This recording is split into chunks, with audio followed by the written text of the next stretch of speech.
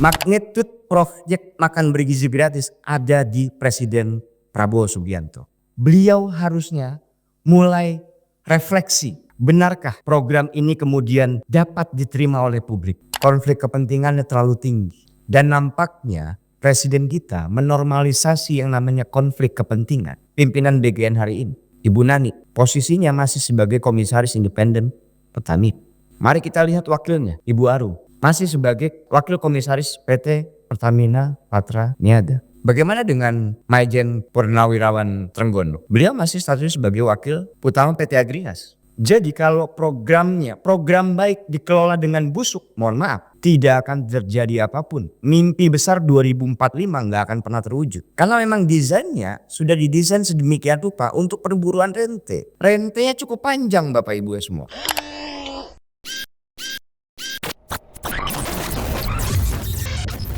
Perkenalkan saya Agus Sarwono, salah satu member dari Koalisi MBG Watch. Saya hari ini tidak sendiri teman-teman, saya dari Transparansi Internasional Indonesia bersama rekan saya Ibu Iza dan Mas Bagus dan Mas Rido. Dan selebihnya teman-teman bisa langsung memperkenalkan. Terima kasih pimpinan, izinkan kami sampaikan beberapa poin dalam konteks temuan kami di lapangan begitu ya. Dalam kajian kami setidaknya sudah meluncurkan tahun lalu, tepatnya tanggal 30 Juni 2025 begitu ya. Kami sudah luncurkan kajian yang berkaitan langsung dengan risiko korupsi dalam program makan bergizi gratis. Peristiwa apa yang terjadi di awal Juni 2026, tidak ada yang salah dalam kajian kami. Semuanya sama persis dengan apa yang kami sampaikan dalam kajian kami. Mulai dari tata kelola program makan bergizi gratis yang punya risiko sangat besar. Pertama adalah tidak punya baseline studies. Dalam kacamata program, kami di kawan-kawan koalisi masyarakat sipil itu selalu berpikir ketika kita mau menyusun sebuah program, ada baseline-nya. Saya kasih contoh yang sangat sederhana. Kalau yang kita intervensi katakanlah anak yang kemudian berat badannya hanya 27 kg. Kemudian kita intervensi setahun, dia mengalami peningkatan. Ini contoh yang sangat sederhana. Mungkin saya tidak akan masuk ke hal yang sangat teknis karena kami di sini tidak ada satupun yang ahli gizi begitu ya. Tapi dalam perspektif kami, baseline studies itu penting. Feasibility studies itu sangat penting gitu ya. Kedua, itu bicara soal risiko korupsinya. Karena lagi-lagi badan ini kan baru berdiri di Agustus 2024 begitu ya.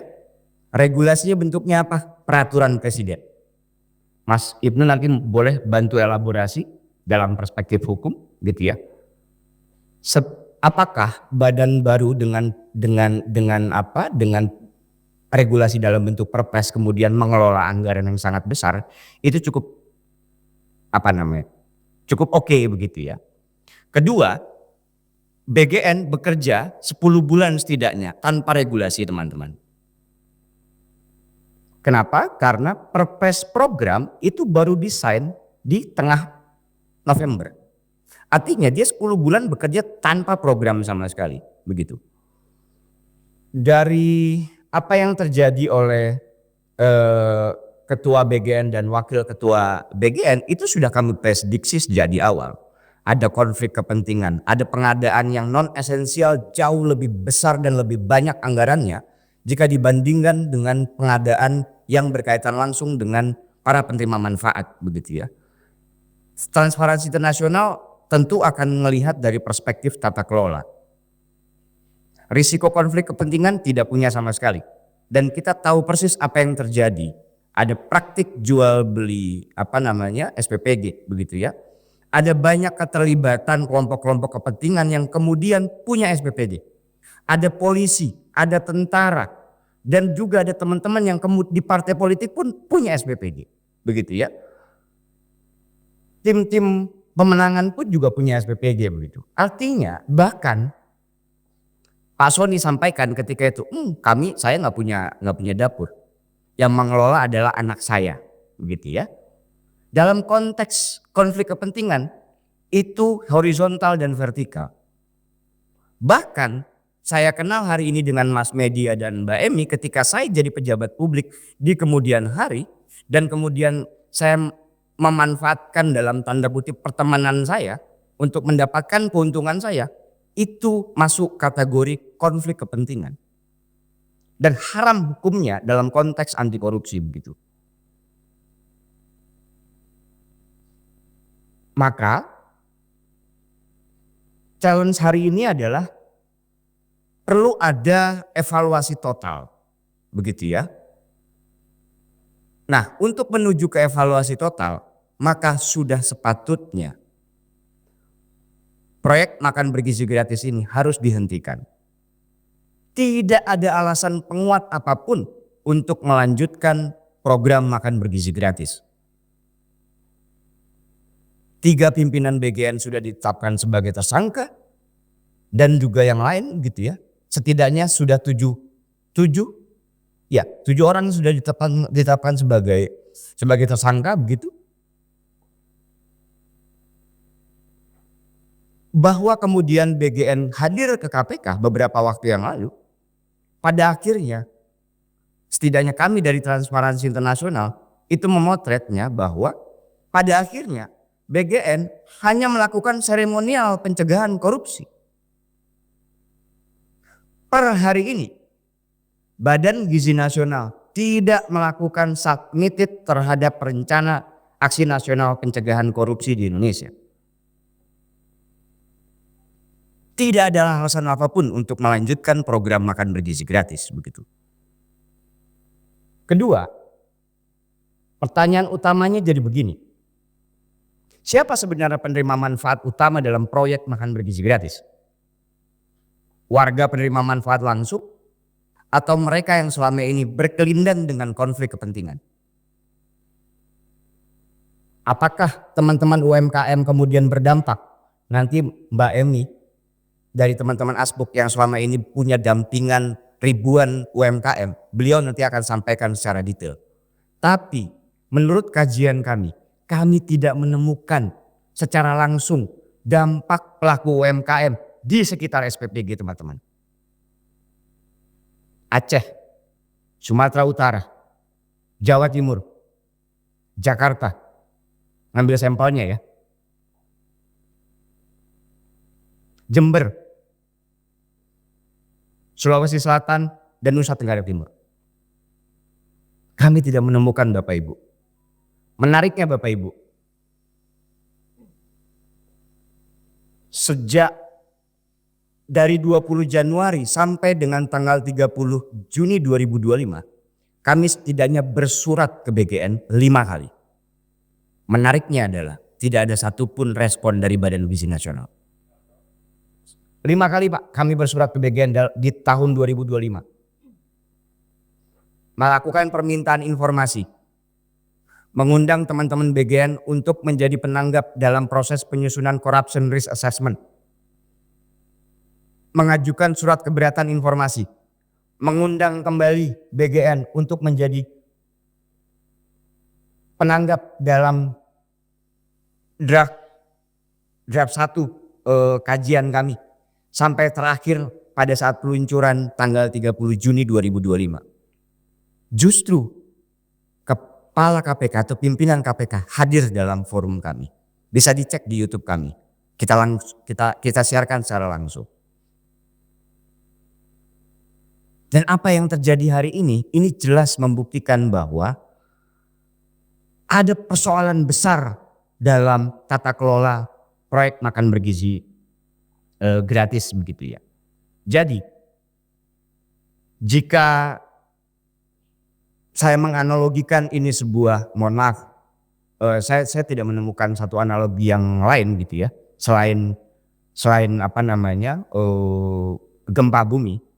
Kalau misalnya kita analogikan gempa bumi, Bapak dan Ibu semua, magnitude proyek makan bergizi gratis ada di Presiden Prabowo Subianto.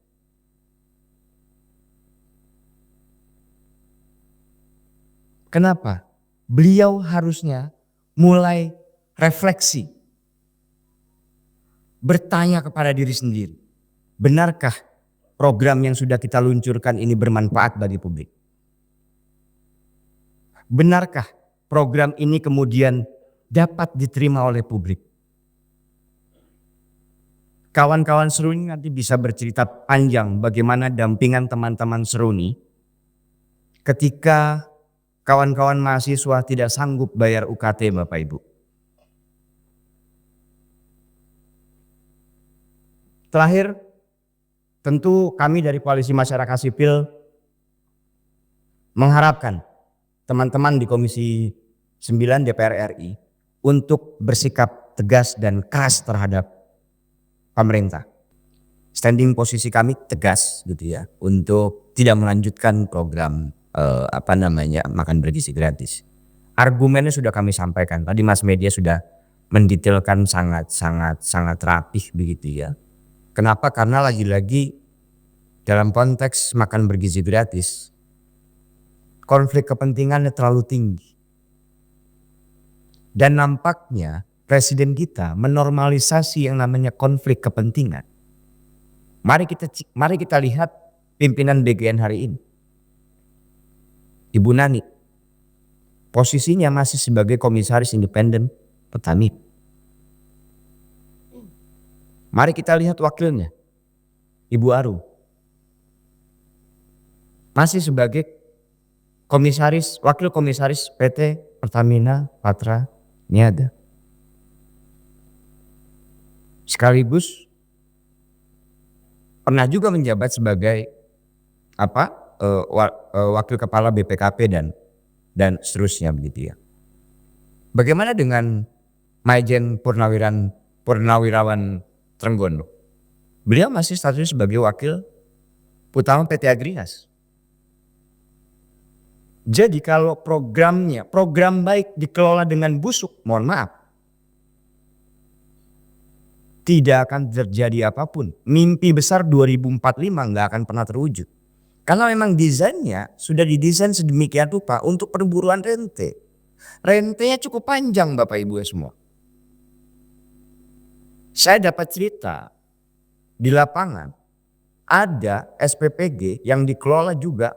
Ada yayasan yang kemudian mengelola SPPG dan kemudian yayasan itu punya toko sembako. Bagaimana UMKM sekitar, pedagang beras, pedagang telur, pedagang cabai, pedagang gula itu menerima manfaat? Tidak, di lapangan faktualnya demikian. Mimpi besar akan melibatkan kelompok-kelompok peternak, mimpi besar akan melibatkan kelompok petani. Bohong besar. Mas Med sudah sampaikan 5 yayasan besar yang mengelola dapur SPPG. Bagaimana kita mau percaya teman-teman di kepolisian kalau menemukan SPPG bermasalah jika kepolisian sendiri juga mengelola dapur? Jadi tidak ada alasan yang kuat. Kami mencoba untuk menyusun mind map dari kacamata publik seperti biasa. Kami mencoba untuk menelusuri, mencari alasan apa yang kuat jika MBG dilanjutkan. Kami tidak menemukan indikator yang kuat untuk melanjutkan makan bergizi gratis. Jadi tawaran kami adalah hentikan program makan bergizi gratis.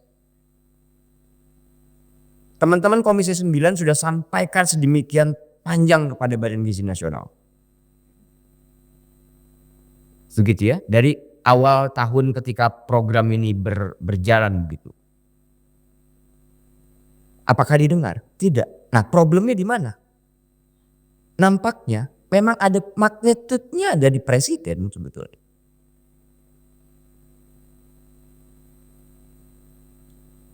Jadi lagi-lagi saya sependapat dengan Mas Media tadi. Kami tidak akan mau memperdebatkan itu karena kami punya posisi tawar yang cukup tegas begitu ya.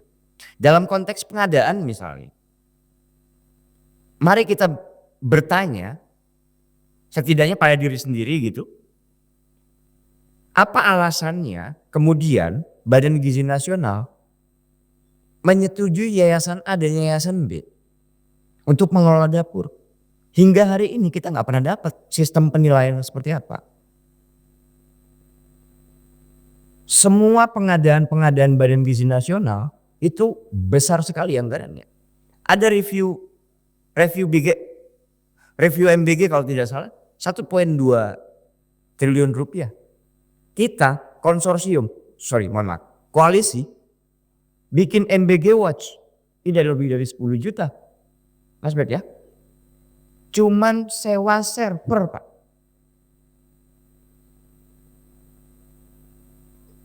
MBG Watch itu pengaduannya cukup dengan WhatsApp. Nggak perlu buka sistem, cukup dengan kirim WhatsApp. Kami menemukan ini, kami dapat fotonya, kami dapat geotaggingnya. Memang bukan aplikasi, tapi aplikasi include di dalam WhatsApp.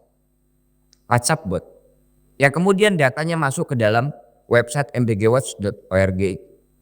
Jadi saya mau bilang bahwa lagi-lagi titik tekannya adalah tidak punya alasan yang kuat untuk melanjutkan program makan bergizi gratis begitu.